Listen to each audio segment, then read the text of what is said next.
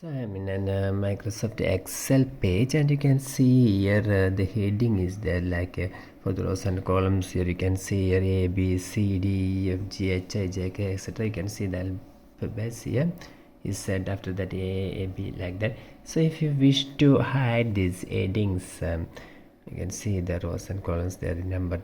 Again, if you want to hide this, then there is a method. So if you are in home page, then if you wish to hide these things, then the method is you must click the view here. So this one must simply click the view, and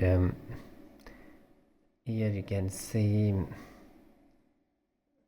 headings. You can see a tick mark in this headings here. So if you simply click this heading, and then you can see that the tick mark have been removed, and the column headings or the row numbering will be disappear. So I am simply clicking here. I can see that the columns or rows, so the headings will be disappeared from here. And if you wish to make it once again back, you must click this empty area here, and then it will show the headings, column heading and row number. From the CDLC, for more videos, subscribe. Engineers Online. Thank you.